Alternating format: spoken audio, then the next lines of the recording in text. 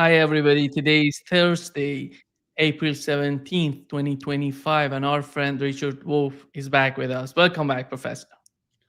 Thank you very much, Nima. Glad to be here. Let's get started with what's going on between the United States and China and these escalations and somehow economic war between the two parties. Here is what the Chinese expert Victor Gao said about the way that China is going to respond to the United States. Fight to the end, as the government has declared, and China has now imposed the retaliatory tariff up to 125% against all U.S. exports to China. Now, if things are not handled well, this means complete stop of China-U.S. trade, both ways. No goods exported from the United States to China, and complete stop of everything made in China to the United States. This is decoupling. If the United States wants to really welcome this, China will reciprocate, and causing the breakup of China-US relations. Whether this will evolve from peace to war, well, let's all be prepared. In essence, what China now declares is that it is prepared to fight to the end. Trade war, tariff war, technology war, or real war. So the ball is in Trump's court. You decide, and I will reciprocate. I will never succumb to the US pressure. And this is the moment of truth. China wants to defend free trade. The United States wants to destroy free trade. Right. The rest of the world is watching, and there will be a choice by the end of the day. For China, you cannot hold a gun to China's head and issue ultimatum and demand all the impossibilities, for example, and ask China to swallow that. China is the country that values dignity and decency and honor more than economic gains or economic losses. Richard, you see the tone and the way that they're responding to the United States. How deep are they going after this sort of economic war? Well, as we have talked about on many occasions on your program, you, me, Michael Hudson, and so on, there is a changing in the world economy that we are part of, that we are living through. The United States is living through it. China is living through it. Everybody is living through it. It is a fundamental change, above all, because one empire, that of the United States, the absolute dominant unipolar moment, as it has been called by Professor Mearsheimer and others, is passing. The United States had its empire. It lasted, about 100 years. It came after the decline of the British Empire, so that the pound sterling once was the global currency, then it was the dollar that was the global currency. After World War II, as we have talked about, the United States was the overwhelmingly dominant economic power that was left standing after the horrible mutual destruction of everybody else who might have been an empire. World War II finished the British Empire. It finished the French, the German aspirations, which had already been destroyed in World War I, the Japanese, they were destroyed. The symbolism at the end of the United States, almost a monopolist in the atom bomb, dropping it on Japan.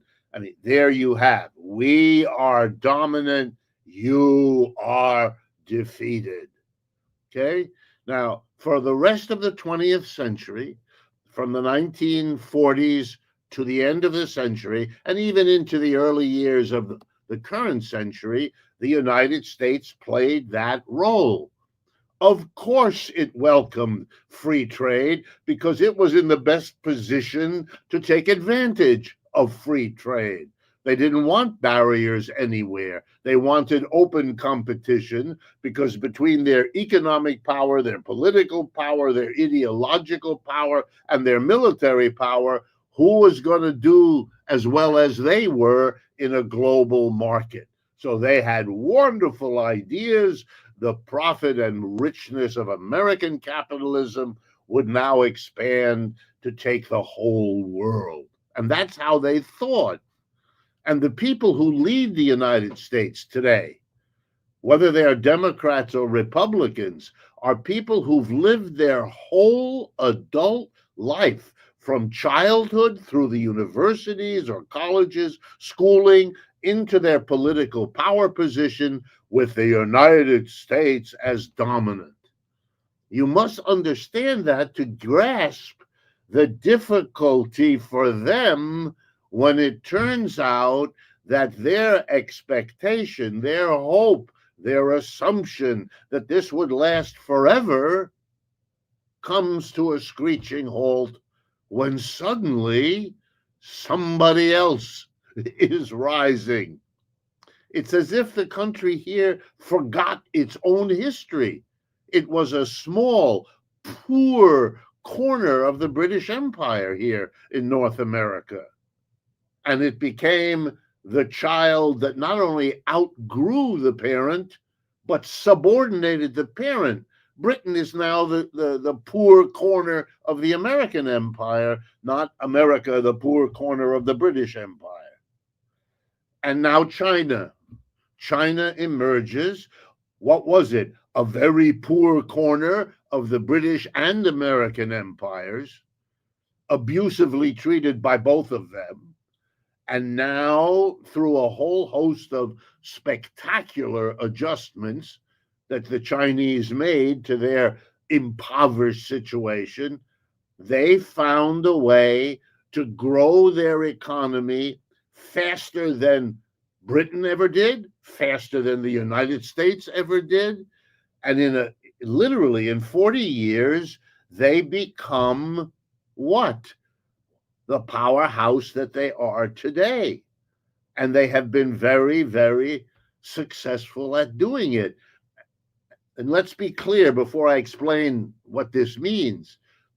The Chinese are not only an immense economy now, but they had a particular strategy.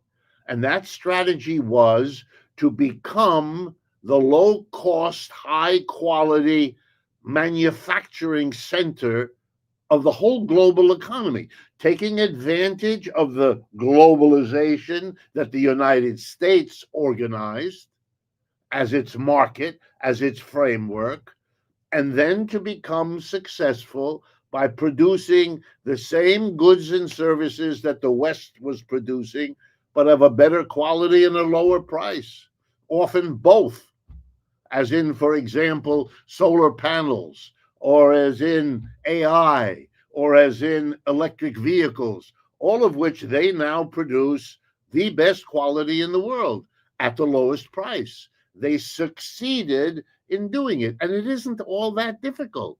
Japan earlier did something quite similar. They went to work, for example, to defeat the West that had overwhelmed Japan by producing the automobile more cheaply and of a better quality, to take that area, that niche. And it's not only that, but that was a particular focus of the Japanese. And they built an economy out of it. They built a place for themselves in the world economy. The Chinese have done it. They're a much bigger country than Japan. They have much bigger history and all of that. So they went to work and they have now done that. And so the question is, they have arrived and they want their economy to grow. They have lifted 700 or 800 million people out of poverty in the last few years. They are therefore better at what? Well, they're better at what they have organized themselves to be. They understand. Partly it's their Marxism and their communism, but partly it's ancient Chinese philosophy too. They are aware that one of the weaknesses of Western capitalism is its inequality in the way that it has, Elon Musk and then the 50 million people who can't get through next week in the United States. What is, they understand that that is socially unsustainable. It is socially destabilizing to organize your economy. So they're not going to do that. And they have the government power because of the Communist Party and the way their government is structured. They have this hybrid economy, half state enterprises, half private enterprises, and they can use the power of the state to mediate, to control these two parts with an end result that is much more efficient. That's the sad truth of it, than Western capitalism privately owned. They've shown that. There's not a debate anymore, except for ideologues who don't want to see what they have accomplished and what they are continuing to accomplish. And one more crucial thing, they understood as a latecomer to the world of modern industrialization that they better have real, serious allies, not merely but they needed to build on what they could find to give them a community of allied nations.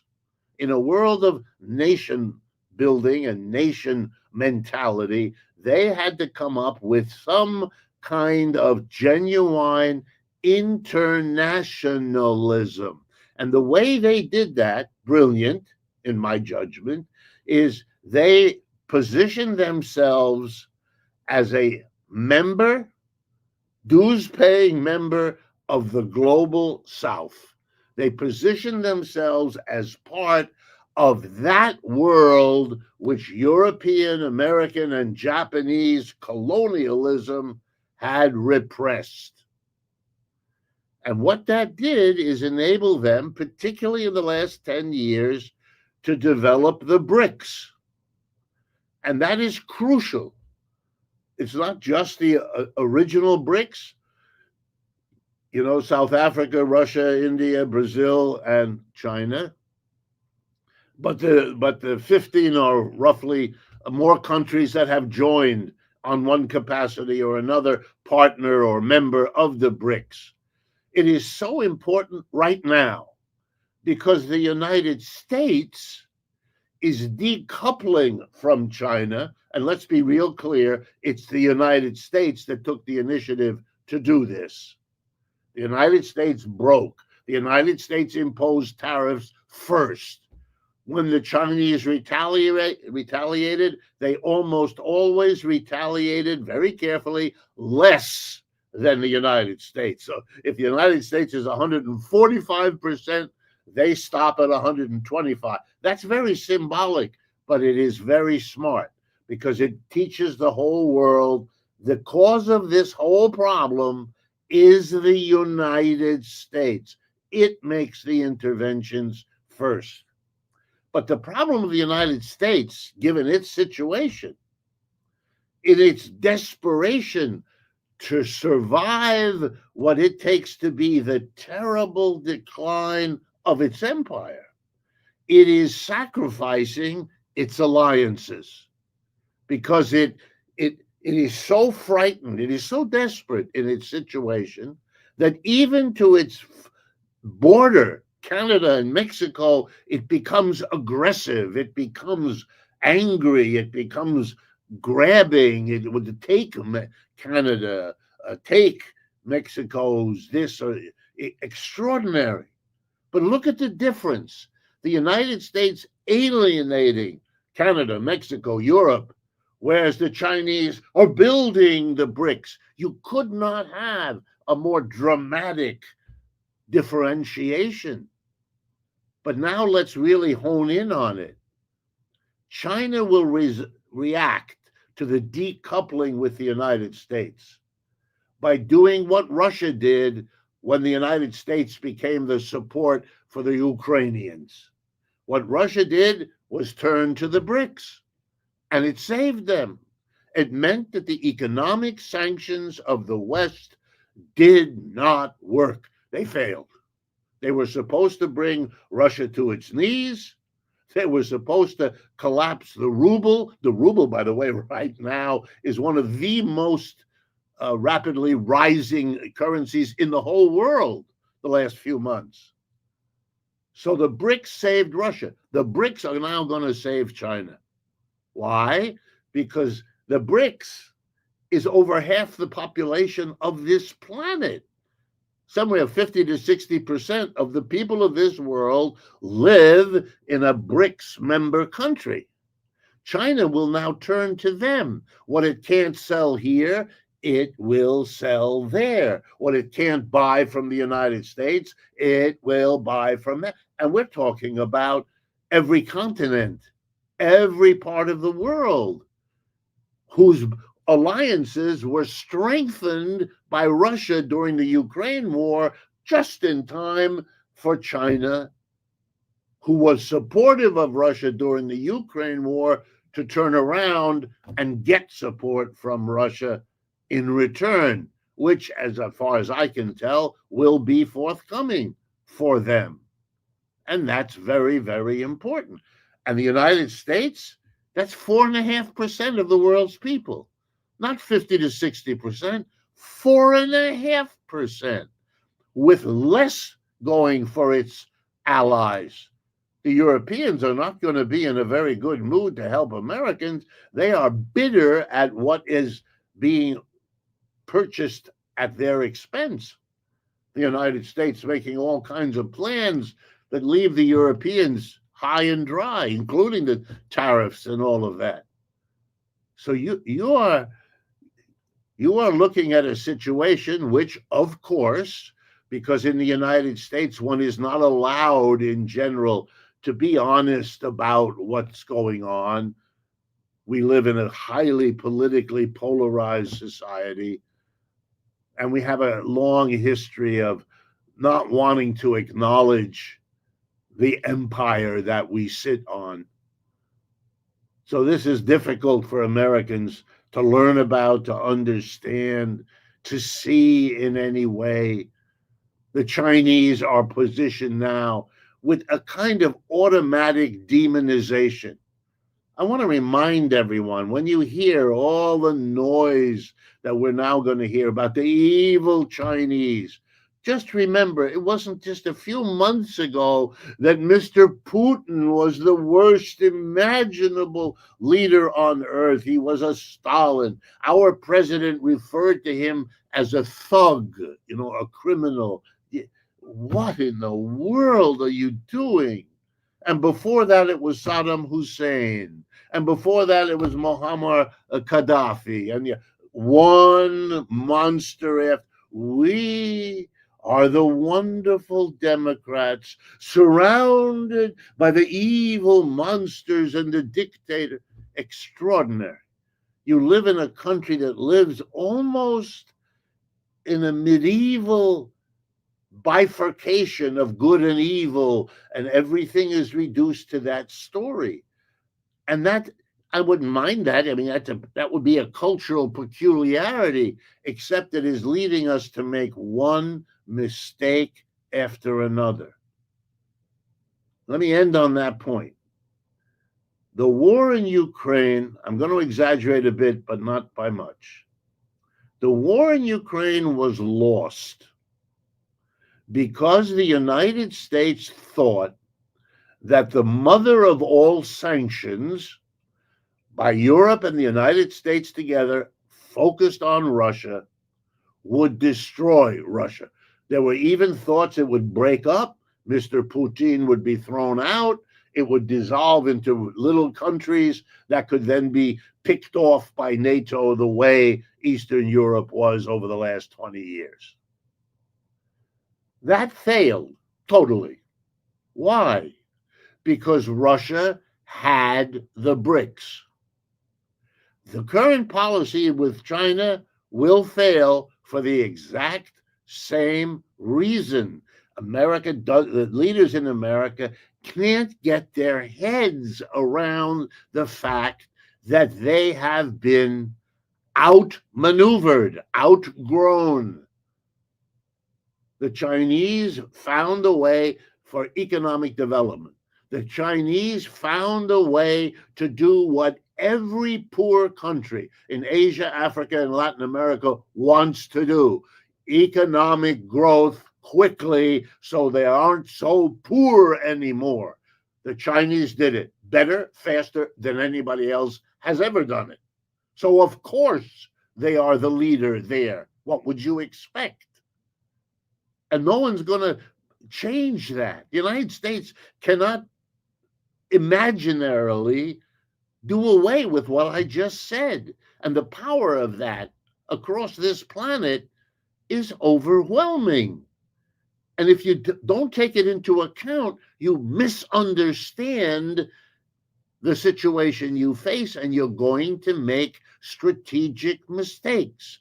The sanctions war against Russia failed. It gave Russia the time and the space to mobilize its military and to win the military war on the ground in Ukraine, which they have done. And the decoupling strategy, which is the same, or tariffs. Tariffs is another way of whacking the world, just like sanctions is a way of whacking the world. What you are doing, the irony of ironies, you're bringing Russia and China closer together. You did that through the war in Ukraine. You're about to do it again. You're making the same mistake. You're not learning that you have a problem here, and that problem isn't going to go away. Look, Britain, as I think I've mentioned on this show, Britain tried to prevent the United States, even though it was in those days a poor corner of the British Empire. They didn't want it to break away. So they went to war, 1776. They went to war. They lost. They didn't understand. A few years later, in 1812, they did it again, and they lost again. After 2 wars, 2 losers, 2 losses, they didn't do it anymore. We don't have that luxury because of nuclear weapons. We can't go through 2 wars with China to figure out what I just said. We actually have to do it by thinking where we've been in the past, what it meant, how it worked out, what our latest misadventure in Ukraine. This is not a winnable situation for the mentality of the 20th century. The 20th century is over, and the American empire is over with it.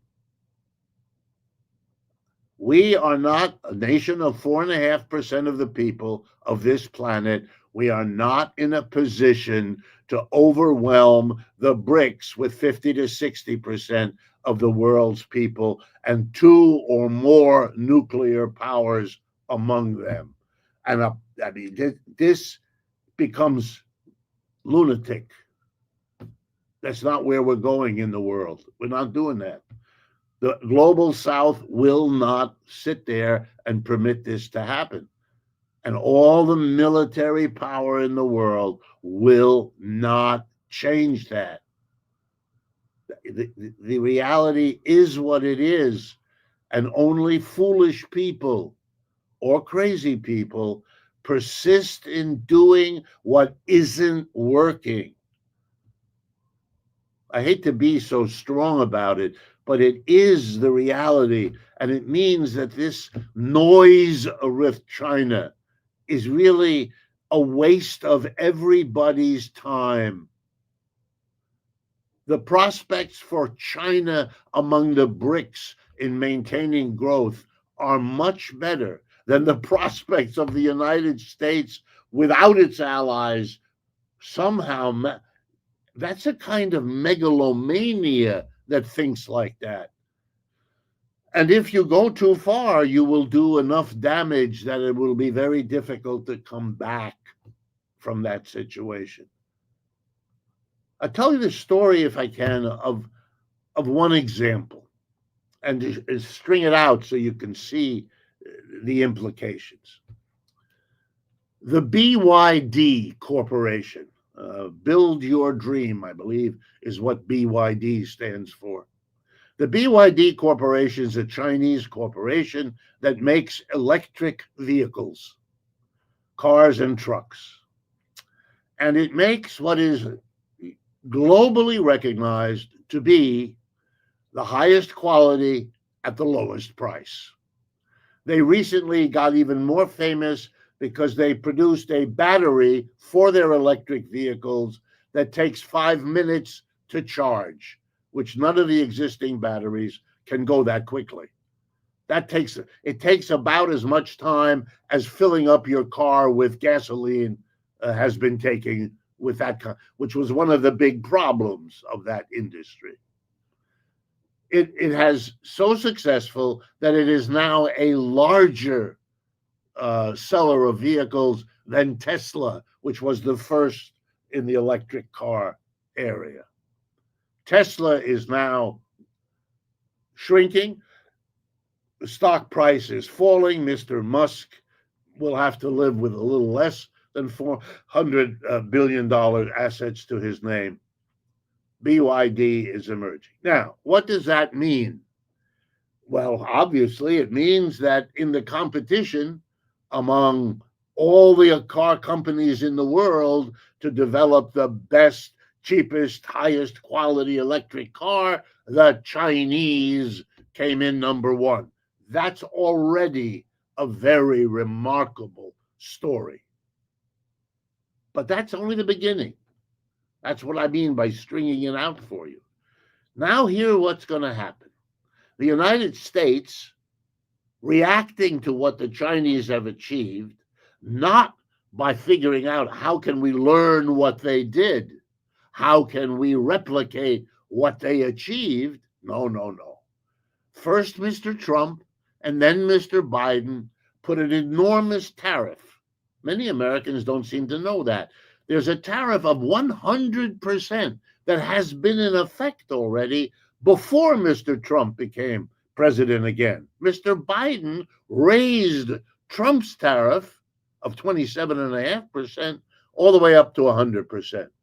That means that no BYD cars come into the United States. If you travel this country, as I do, you will not see a BYD vehicle. But if you travel the roads of Europe, you will.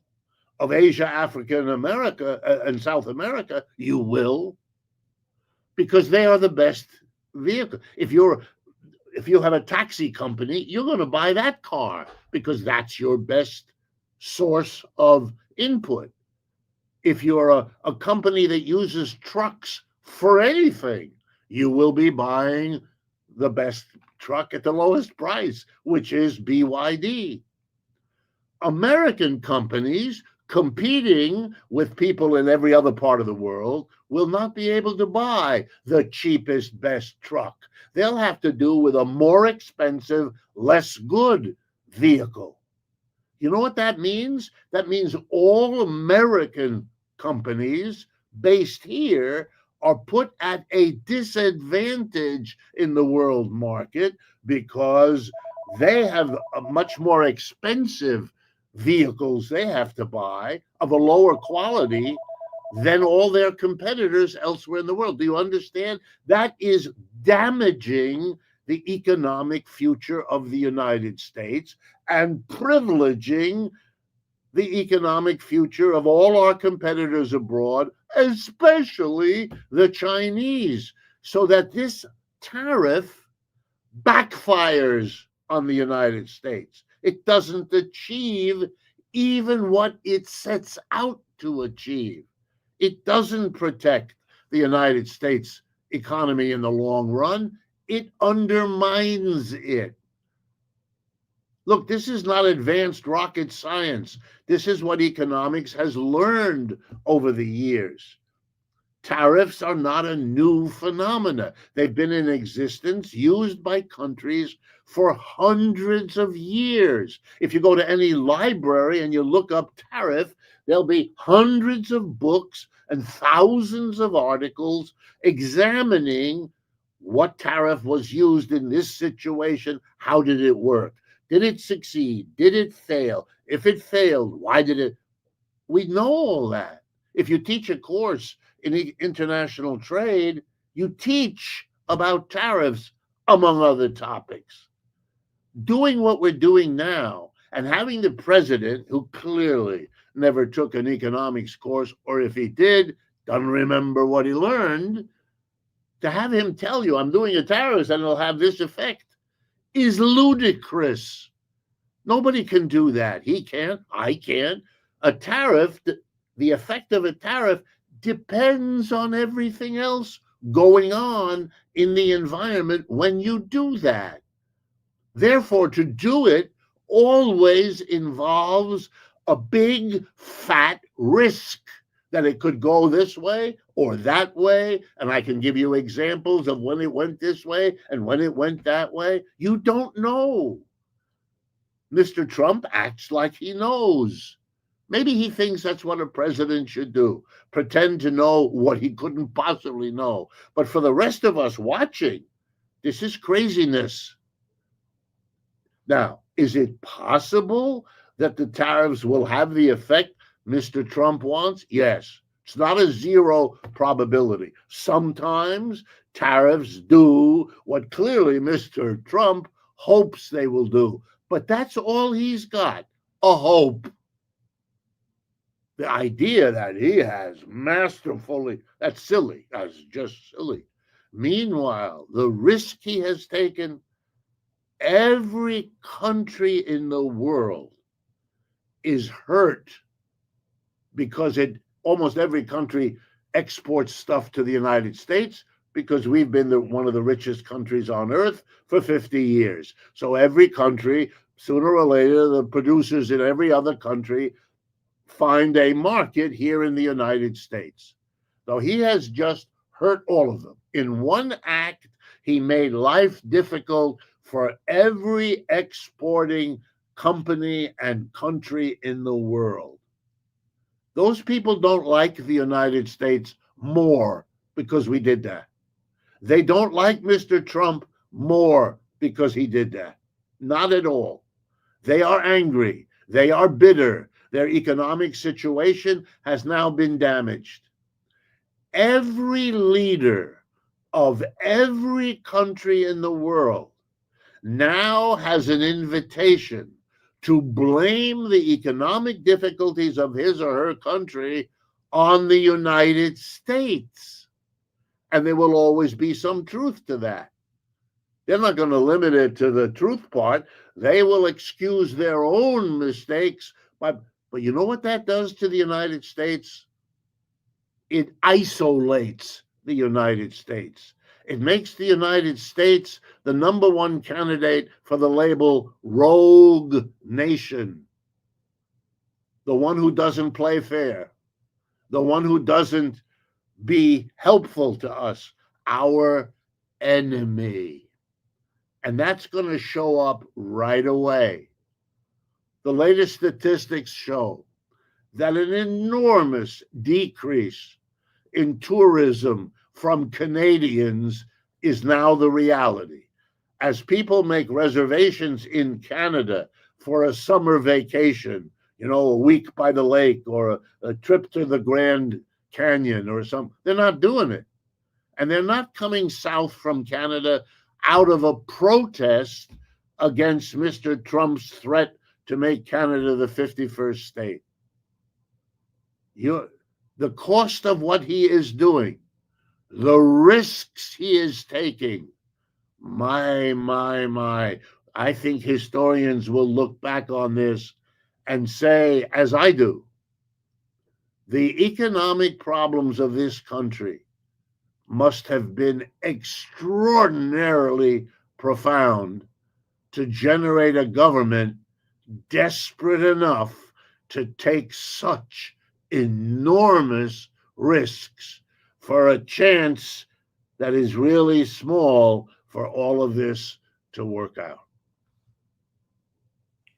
Richard, you mentioned it's going to be so much difficult to get back.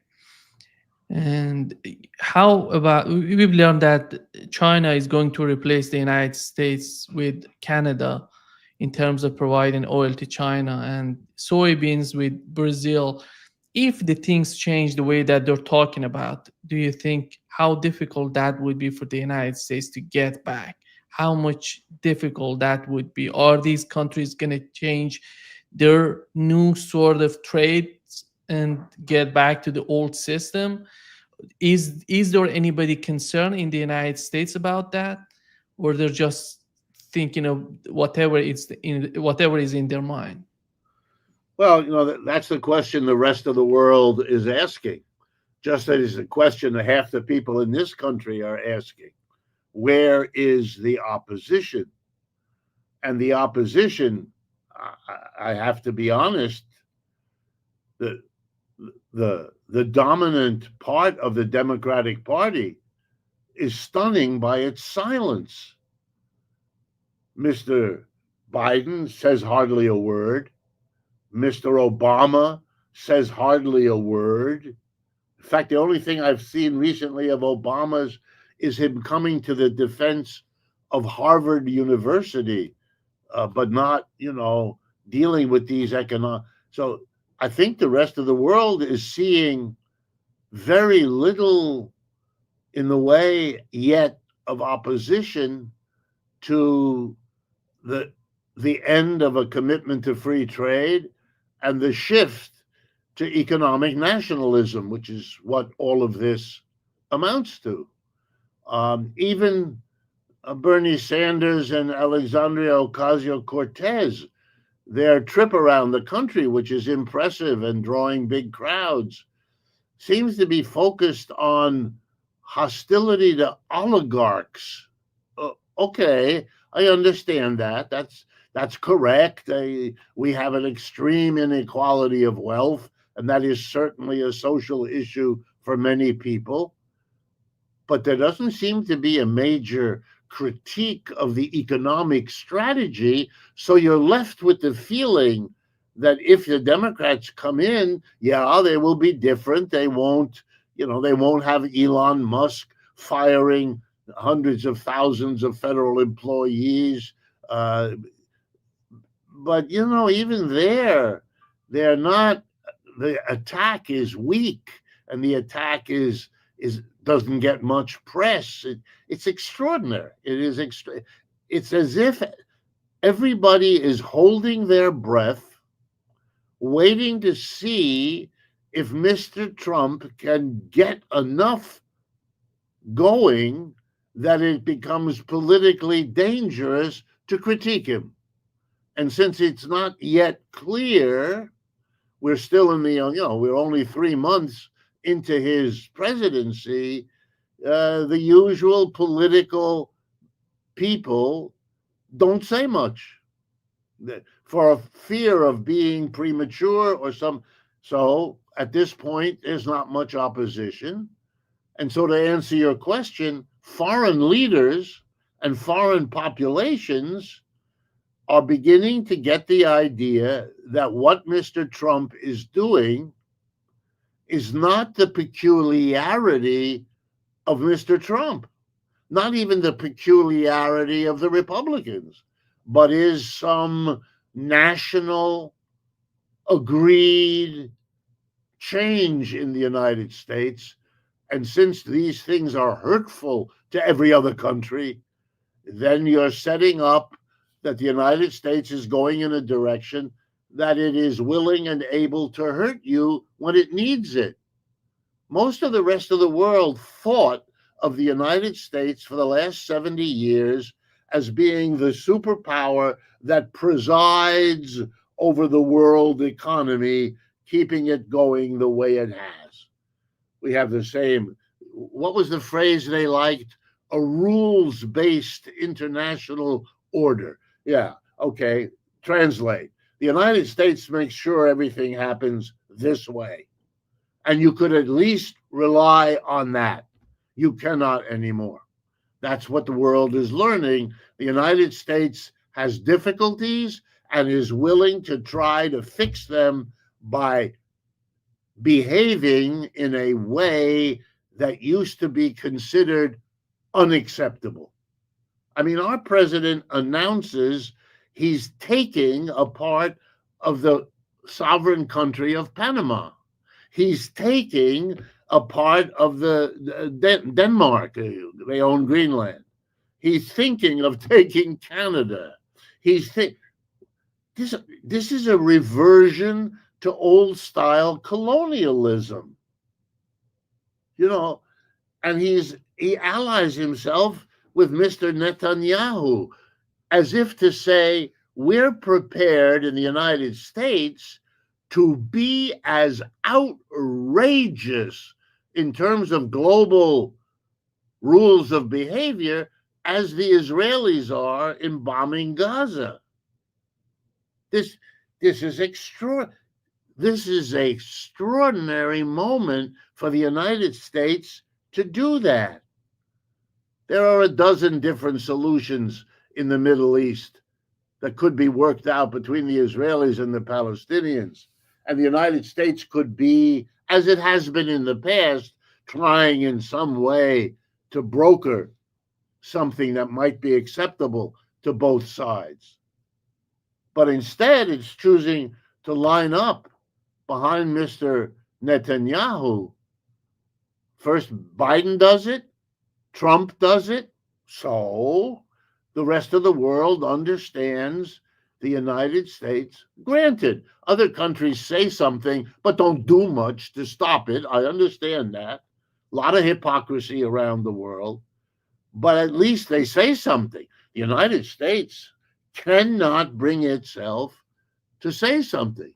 Even the Canadians are now saying something, but not the United States. And that, you have to understand what that symbolizes to the world as it happens right now. No other country has imposed tariffs on everybody else.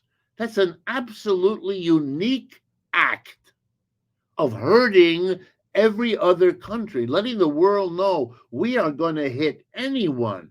Are you a poor country in Africa? I know one of them in the little country in the south called Lesotho, which has, I believe, tariffs in the neighborhood of 40 or 50%. This is a desperately poor Africa. What are you doing? And the amount of trade between Lesotho and this country is trivial. There is no.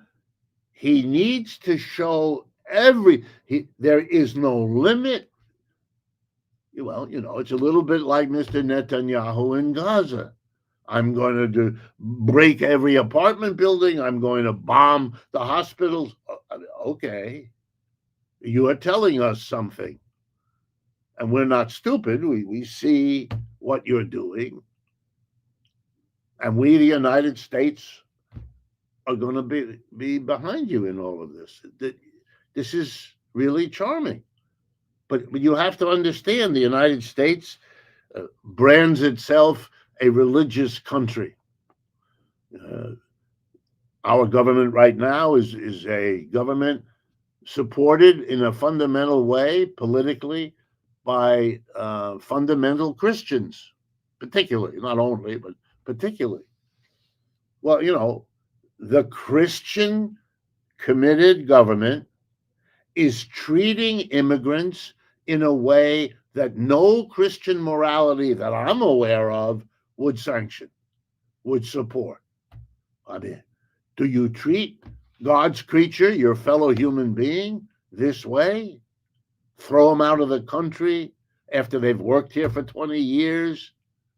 Put them in a jail that is famous for its cruelty? What Christianity is that about?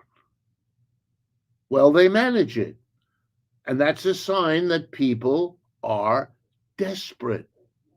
Because I don't believe they want that. I believe those fundamental Christians believe what they say about the Bible. But they are not turning the other cheek. They are not recognizing everybody is equal in the eyes of God. None of that. They are behaving in a way that clashes. How they live with it, I don't know. But the rest of the world is watching and drawing the conclusions, and the United States is going to have to live with them. This behavior, this punishing China, the Chinese Navy is not patrolling our waters. The U.S. Navy is patrolling them. China doesn't have military bases all around the United States. The United States does have them all around China.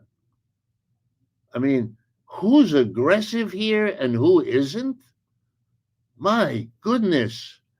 Even Americans, lost as they are in the endless repetition of these mistaken notions of what's going on, even they begin to see through it. And you know, it's very dangerous when you do something as a government, even if it's a domestic thing, and people see through it, that opens the space for people to begin to wonder about all the other things you've been telling them if you're not trustworthy.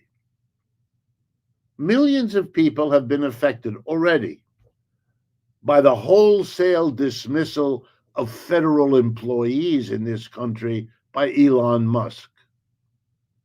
They've been hurt, their families have been hurt, the communities in which they live have been hurt. They were all told it has to do with efficiency. But 2 minutes of thought, you will understand that to make something efficient, you have to take some time to really study it, to see how it, none of that was done. You just came in and fired huge numbers of people, cut the budgets. Wow. All right, that's still a small percentage of our people, but they're now talking to other people and thinking they've been abused here. They've been fired even though they've been doing their job for 10 years. No one had a critique. Everyone understood what they were doing. I like to explain to people that in the 1960s, we had 2.5 million civilian employees of the federal government. Now, before Mr. Musk did his thing, we had 2.5 million people, civilian employees of the federal government. Our population is 100 million larger, but the same number of federal employees are taking care of 100 million more people. That's usually called efficient. That's what efficiency means. They'd be last place you'd go to worry about efficiency given their record. This is an ideological war undertaken by desperate people trying to hold on to a United States capitalism that is dissolving under them. And they're very frightened, which I understand. And they're desperate, which I understand. But they're acting out their desperation in ways that they're not smart, they're not thought through, they're not likely to work, and they take enormous risks. This is a very dangerous situation. I'm reminded when I was a teenager, I wanted to be a lifeguard during the summer, and I had to take a course at the YMCA about how to be a lifeguard. And the first lesson was when someone is drowning, when someone is in water over their head and they can't manage it, you have to be very careful how you approach them because they are desperate and don't really know. They're looking for something to hold on to. And if it's you and you don't know how to do it, you will be dragged down and we'll have two people who drown instead of one. That was the first, and all of us young men and women, we were very impressed. That's where we are. Only it's the country that's drowning, and we have to be very careful not to be drowned along with it.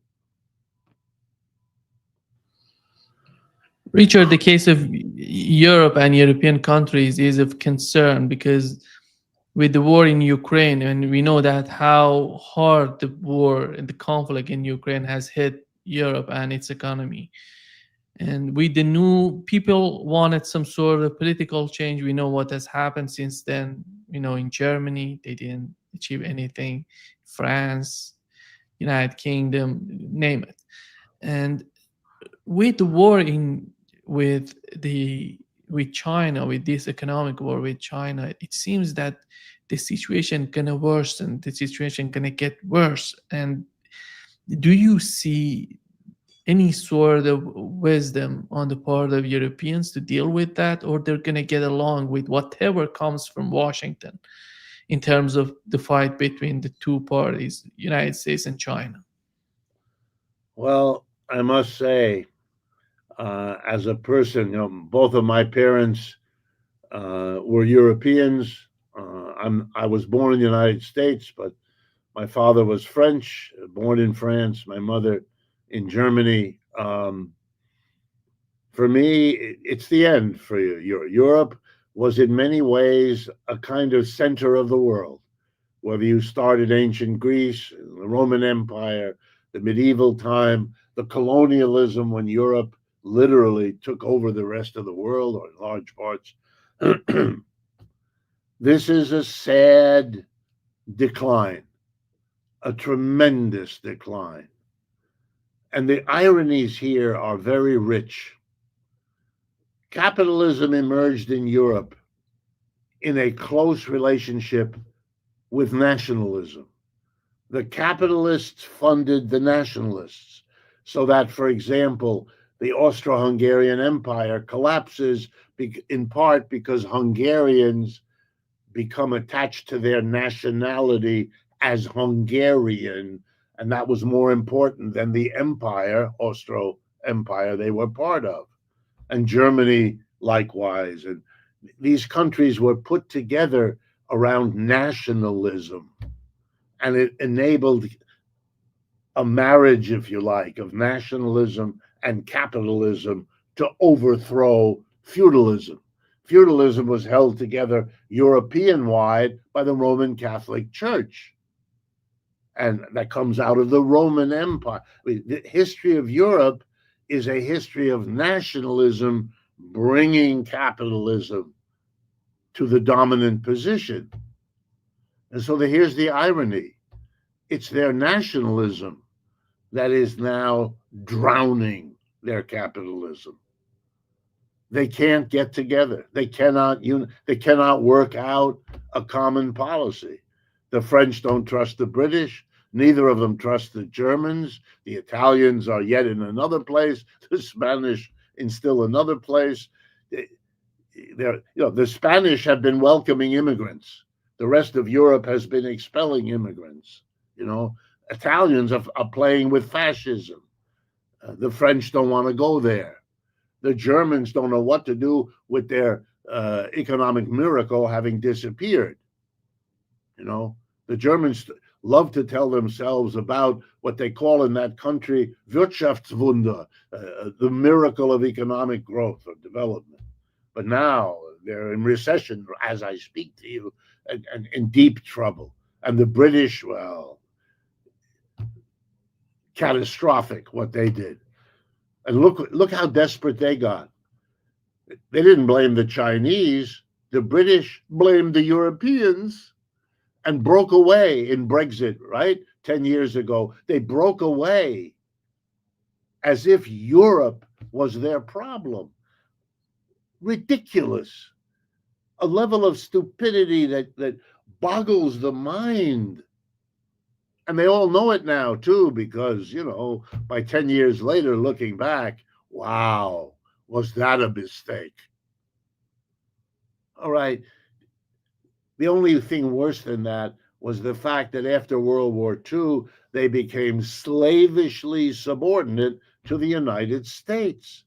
Not only could they not get together, but they all competed to be beloved by the United States. The British had an advantage, English. But they all competed. And then you had this Ukraine war in which the United States gets them to join in a renewal of the Cold War. The communists were gone in 1989. It's over, the USSR. You now have another more or less capitalist regime that wants to participate in some way in Europe. You don't let them, you freeze them out because you're stuck in the late 20th century. You can't get out of this mentality. And so you fight a war that devastates the economy of Europe. And still you require the leaders to act as if the United States is our beloved leader, no matter how much you destroy us. This is pathological. At this point, you're watching Europeans digging their own grave as we proceed. They can't get together. They are being separated now by the United States, which will pick them off one after the other. In order not to lose all of Europe, they will make deals with whoever. And the Europeans are afraid, any of them, to speak up, because then the United States won't pick them, will pick one of the other ones. Look at the reception of Meloni going to Washington versus Starmer going to Washington. And Starmer comes, on his knees begging. Meloni is more what we want to do. I mean, this is the end. This is the end. Europe cannot find its way. It's embarrassing. Every new technological breakthrough is either coming from the United States or from China. It doesn't come from Europe. And now the Chinese will be trying to sell in Europe what they can't sell here, and they will bring the price down. The Europeans don't know what to do. What are they going to do? Buy it from the United States? No, they're not going to do that. Or maybe they will. Maybe they will become even more subservient. But let me tell you, the American problem isn't going away, and allowing yourself to be the whipping boy, allowing yourself to be damaged by a United States in trouble, invites the United States to do more of that. So be very careful. German companies cannot afford the energy price that you have in Europe. So they've moved production to the United States. They will continue to do that, if not to the United States, somewhere else. And the Chinese will make them offers it will be very hard to refuse. And you're going to see the Chinese doing what the United States does, finding cooperative governments in Europe with whom to make a deal. And then goods can be exported from China to, I'll pick a country, Hungary. And then in Hungary, they can be a little bit further processed. I mean, like put a red stripe of paint on something and then export it to where? To the United States, because the import duty on Hungary is low. And so the Chinese goods can come to the United. All of that is now being organized. It's already underway. It always has been underway. Sanctions don't work for that reason. Boycotts tend not to work for that reason. And tariffs are not immune to the exact same procedure. So maybe the United States will have to punish all the countries, started already, punishing the countries that do business with China. All that does now is isolate the United States. The United States makes international trade more expensive, more difficult, and that will not help the United States. Very, very dangerous road we have entered onto. Yeah. Thank you so much, Richard, for being with us today. Let me say one more. I don't want to leave people in a depressed state. I don't want to tell you a story. If you want the happy news about how everything's working out, then please go to your regular mass media, your newspapers. They'll give you lots of encouraging good news. But if you want to understand where we really are, then programs like NEMA's here are the place to go, because these are the places where these kinds of conversations are allowed, are encouraged, and we need it more than ever. Thank you, Richard. Great pleasure, as always. Take care. Bye-bye. Bye-bye.